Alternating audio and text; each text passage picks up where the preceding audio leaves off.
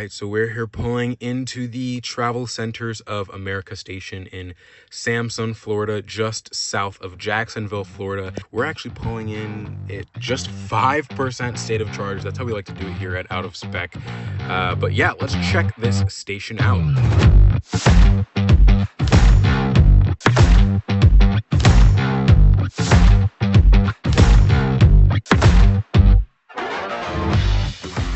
This episode has been made possible by the support we get from Fort Collins Kia. If you are in the market for any electric Kia, not only do they never add market adjustments, they will deliver your car to you anywhere in the 48 contiguous states for out-of-spec viewers. More information in this episode's description.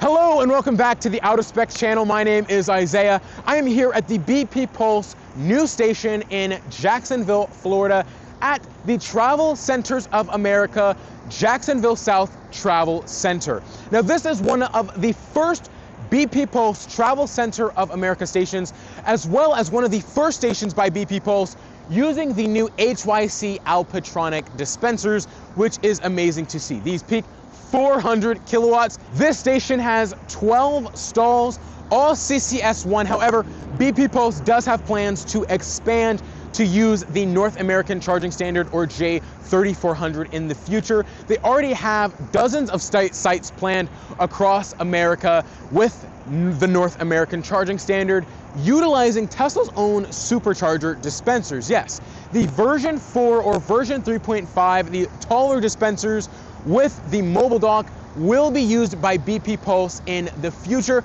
They're also planning on doing it in Europe as well. Now, one of the best things about this charger, it is right off of I-95, meaning whether you're traveling from Jacksonville to Miami or Orlando, or from Miami or Orlando up to Jacksonville, you'll be able to stop here and charge and go to TravelCenters of America, which has a ton of amenities. There's a Popeyes, there's a Subway, there is even an Amazon locker, so if you want to order things in advance and pick them up here, you're able to do that as well. Of course, this is like any other travel center. There is seating, there's bathrooms, there's a fitness center, there is a lounge. Of course, you can get food and snacks inside. There are trash cans. There is quite a bit for you to do. So here I was with Joanna, who is BP Pulse's Senior Product Marketing Manager, and she was showing me the process of how to set up your charge, and it's pretty straightforward. You can pull in, take the plug it into your EV, and then immediately tap your card to start the charge. You can also swipe or use the chip. It's going to charge you a $35 initiation fee. Of course, that's going to be updated at the end of your session with the exact amount that you're supposed to be charged, and that's it. A really simple, straightforward process. You can also use the BP Pulse app to set up your charge. Here, we couldn't really figure it out, but you are able to use the BP Pulse app as well. One of the cooler things about this dispenser has to be the ability to see all of the information of your charging session, even the charging curve.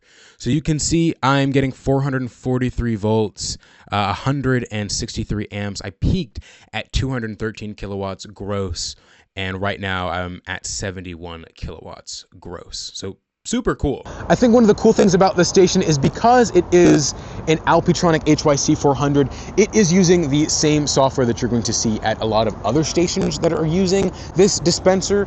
And for users, that creates some familiarity when you're using this dispenser. It's the same charging process, the same software, so you're going to become pretty familiar with how the screen works. Something we learned about these cables is that these are 400 amp 1000 volt cables versus Iona, which is using 600 amp 1000 volt cables. Now, these cables can still peak up to 600 amps, but only for a brief period of time. We weren't told what the time was, but they can peak up to 600 amps and then it'll derate back to 400 amps. Now, these are liquid cooled. These are pretty hefty, thick cables. Honestly, to plug them into my Rivian was pretty difficult, to be honest with you. It's like handling an alligator. I mean, these things are hefty. and versus Iona, which is using oil-cooled cables. And so those were a little bit easier to manage and move around. It is colder temperatures here in Jacksonville, Florida. We had a cold front come through, and so that's probably making it a little bit harder to use these cables. But of course, you can see it will swing out and make it easier for you to plug in depending on where the configuration of your charge port is. But that was a pretty interesting peak we noticed here. So 400 amps versus 600 amps at Iona. These are liquid cooled. Iona is oil cooled, which means there's a price difference in the cabling here. The difference between oil-cooled and liquid-cooled cables is the difference between how reliable they are and how efficient they are. Oil-cooled cables are more reliable, however, liquid-cooled cables are much more efficient at cooling cables. However, there are more hoses, lines, and connectors that make it less reliable than oil-cooled cables. And I think it's a pretty interesting choice as to why Iona picked oil-cooled cables. They seem to pride themselves on reliability and maybe found that the oil-cooled cables would make a big difference when it comes to reliability of their stations. And I'm curious as to why BP Pulse chose liquid-cooled cables versus their oil-cooled cables that Iona chose. Pretty interesting.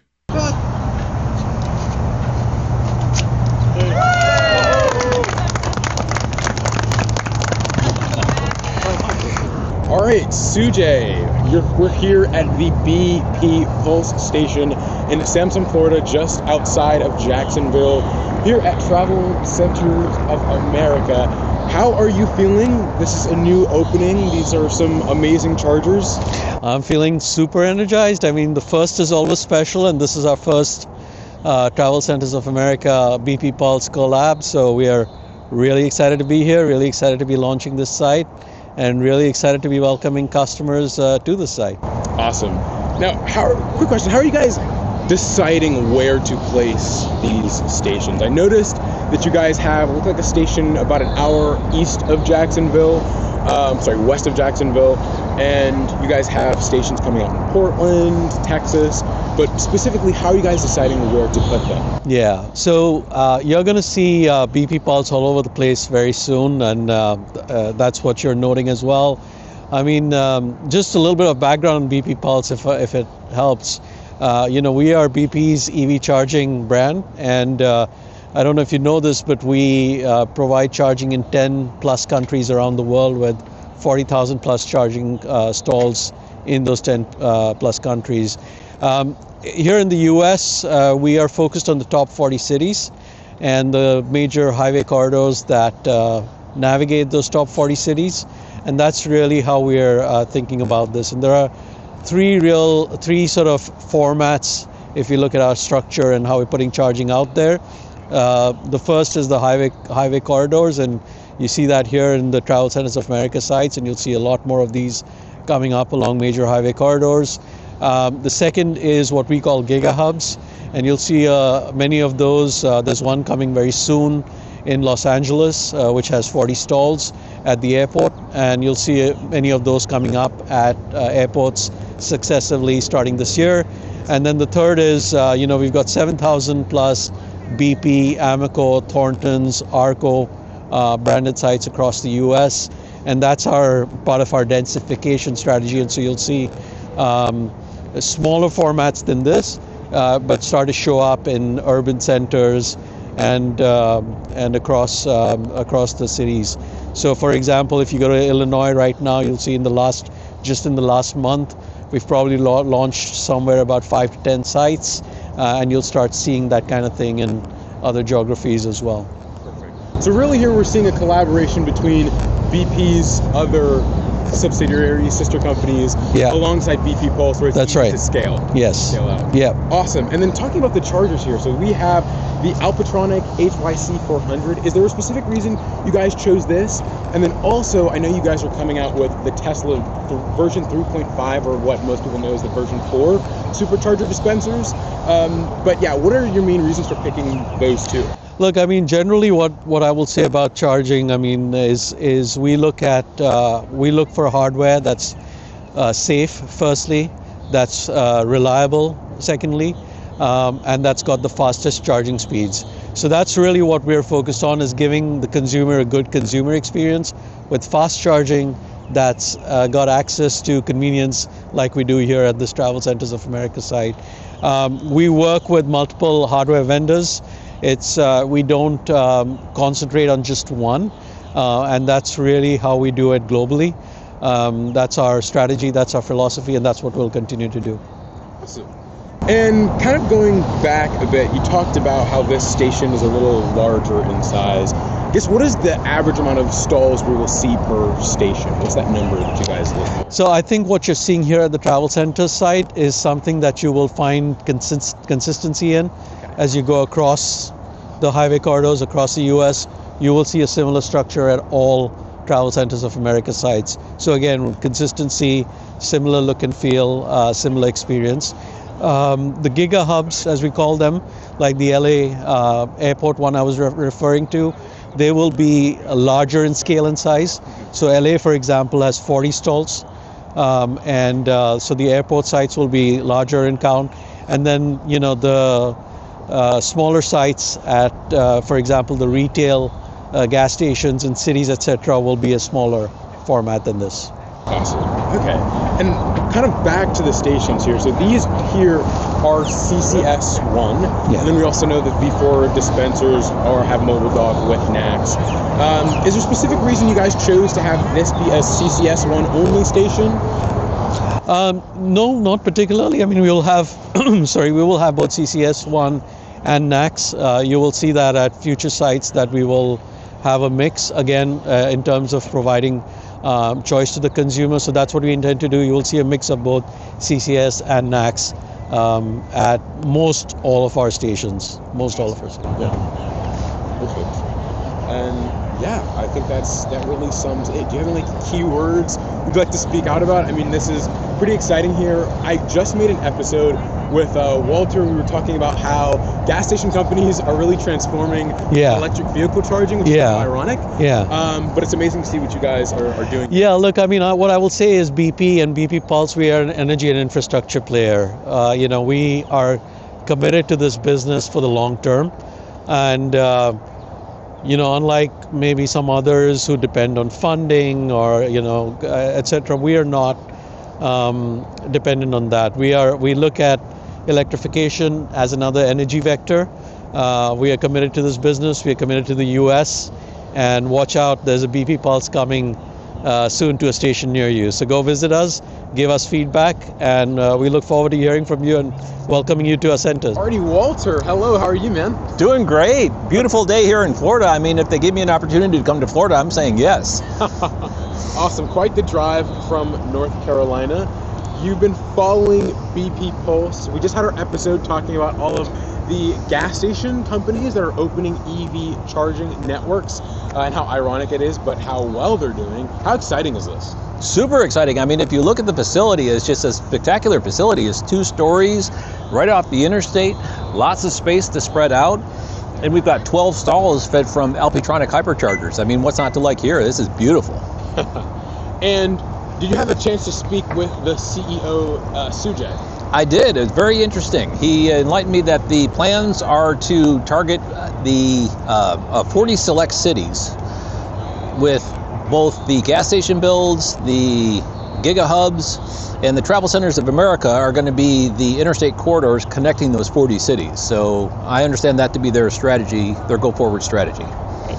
Awesome. Cool. Hello, Carlos. No, you're fine, Carlos.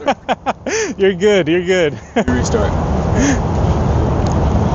I'll let you start off and introduce yourself. Okay, sure. Hey everyone, my name is Carlos with Explore with Carlos. That's my YouTube channel. Do it for a hobby, go through EVs. I own the Ioniq 5. I'm in love with it. And I'm here with the BP Pulse grand ceremony, and we're having fun out here. Yeah, what do you think? I mean, a new CPO charge point operator, nice, heavy, Alpitronic HYC 400 stations. You went to the Iona opening in Apex, North Carolina. How do you think the two compare? Are they really similar? So they are very similar. A lot of the complaints that I made with the Iona pretty much are exactly the same here. Screen is on one side. It makes it awkward if there's two people. And in my video, when I first tried to charge it, some lady was trying to stop her charge, and then it kind of made a mess. So pretty much almost same complaints here. And it's very identical. The only positive about that is what we discussed is that if they continue to grow with other companies, then we'll have like a mainstream way. Everybody will be used to, having to know how to charge with these things. But yeah, I mean, it's very, very pretty much the same. The other thing that surprised me is that BP Pulse has an app that you can go ahead and start out. Iona doesn't have an app yet, so they said they're working on it, but that also was a big surprise to me. Awesome. Now let's kind of go through that app if you're willing to Sure. Show us what that looks like. All right, so it's very basic, and as someone who practices in UX design, it's a good thing and a bad thing. So, you have your charge button right there. So if you just click on it, whoops, it looks like it's looking for it. I don't know if it'll show you. It showed me a map beforehand, but because I'm charging, it's not going to show it. But yeah, you would type in the station ID, which is located over here. There's also a QR code that you can scan, but right now it's not working. Well, we can at least try it if we want to. Yeah, it just says station not found. Yeah, so I'm assuming these are so new that they're not going to show up. But yeah, other than that, if I click on my charging activity, so we have $10 so far going in, gives you some pretty good details. And you can go ahead and zoom in on that. Awesome. And yeah, I really haven't, here's the map, I guess. So if we click on there, it'll show us what's available. And it gives us a list here. Now I'm assuming in the future maybe they'll do NACS, but right now this is DC fast charging. I believe if we go out, there are a few already planned BP Pulse stations that will be NAC. So even if I zoom out here, right around here there's going to be a NACS BP Pulse station with the version 4 or 3.5 Tesla dispensers, the big tall dispensers. And then I believe there's more in Portland and Nashville. So a lot of cities will have NACS, but it seems that this first station here for right now is just CCS. Even though Alpitronic does sell NACS or J3400 dispenser with cables, NACS cables, it seems they chose to stick with CCS one here. Yeah. And I think that's pretty much it. I don't know what the homepage, I guess it just shows us what I'm doing, our favorites. But yeah, it's very, very basic, which can be a good thing for people who aren't, tech savvy. But yeah, so far I'm enjoying it. All right, thank you. Thank you. All right, hello, we're with Mike, the CEO of Alpitronic here at the BP Pulse station. Mike, how are you feeling here with these Alpitronic dispensers? I mean, this is your product. Well, hi, Isaac. Today, actually, I'm feeling a little bit cold. Here we are in Florida, but with climate change, it's really a chilly day. But otherwise, regarding the charges, I'm super happy. This is the first site that BP Pulse has opened with TravelCenters of America. We're here in Jacksonville, in northern Florida, and just super excited to be here at the Ribbon Company for the first site. So, and BP Pulse has chosen to use, it seems, Alpitronic stations for a lot of their future sites. How are you guys working close with BP Pulse on scalability? Well, BP Pulse is really an important partner for Alpitronic, and that's not just in the US, but really going back to Europe. So we've been doing business with BP Pulse for many years, so they've been a good partner from the start.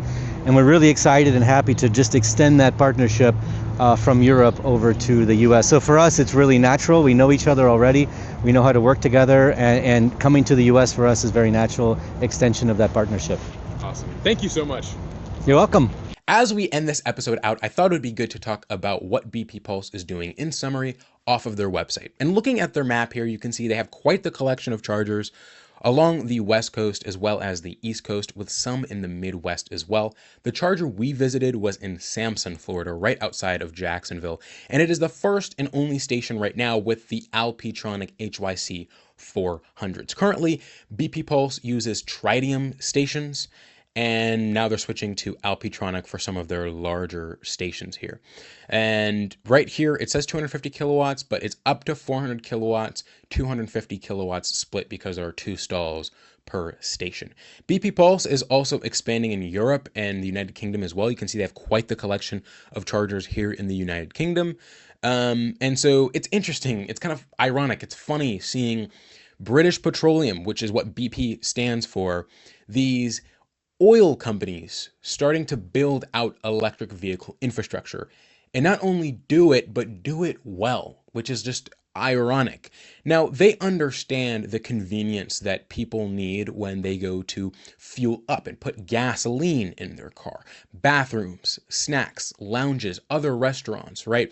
There needs to be a convenience for gas vehicle owners, even though they're only going to be there for maximum maybe 10 minutes when refueling for them. Now, EV owners were likely going to be there for at a minimum 10-15 minutes to charge.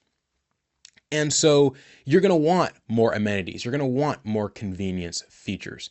And with the BP Pulse's collaboration with TravelCenters of America, right? TravelCenters of America, as we saw, has the lounges, has the bathroom, has the snacks, has the restaurants.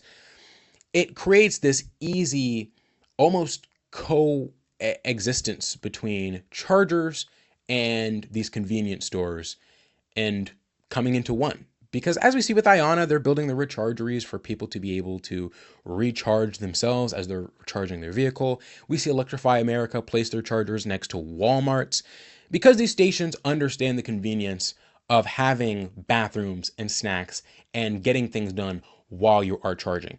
And TravelCenters of America are already placed along major highway corridors. And so just placing chargers on existing land that they own, that BP owns, because BP Pulse owns TravelCenters of America, it just makes things super, super easy. Now, interesting enough, they're going to be building out many more stations, BP Pulse, in North America. In fact, they're going to be building another station in the Jacksonville metro area in Baldwin, Florida, over here. Now, we can go over here on PlugShare and you'll see they're building a station with 2 CCS1 stations, so just 2 HYC Alpitronic 400s, with 8 Tesla V4 pedestals or dispensers.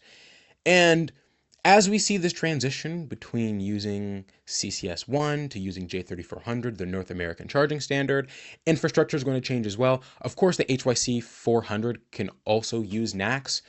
And but it seems, well, as we know, BP Pulse and Tesla already have a collaboration where BP Pulse is going to be buying over $100 million worth of infrastructure from Tesla to build out their own network and stations. And so we're going to see it spread across the US, right? We have here in Baldwin, Florida. We have here again this is Richmond, Georgia, which actually isn't too far, I believe, from Jacksonville again. And you can see the station already kind of built out, and more CCS1 HYC 400s. We have another station here with the Tesla connectors and with the V4 pedestals, and this is here in Wisconsin. And it isn't just these states. There are about a dozen of these stations being open with BP Pulse across the United States. And this is only awesome to see. Another charge point operator. It's only a win for us EV owners. More infrastructure means more EVs, makes up EVs more appealing to the market because there is more infrastructure. And as I mentioned in my Iona video, right, these automakers understand that for them to sell more vehicles, infrastructure has to be a big part of it. And now we're getting more infrastructure. 2025 is a big year for infrastructure. We're going to be getting Tesla V4 cabinets, faster speeds. We're seeing the expansion of BP Pulse, Iona, Rivian's network. This is amazing. So I cannot wait to see more CPOs open and charging infrastructure as a whole expand. But that is all for this video. Thank you guys so much for watching. If you guys have any questions, feel free to leave them down in the comments below and I'll try to get them answered for you. It's just awesome to see another charging operator open, especially here in the Sunshine State of Florida. And hopefully BP Pulse will be able to scale out pretty quickly. As we've said, they already have a ton of other stations planned. So this is just the beginning. Thank you guys so much for watching. This is Out of Spec. My name is Isaiah and I'll see you guys in the next one.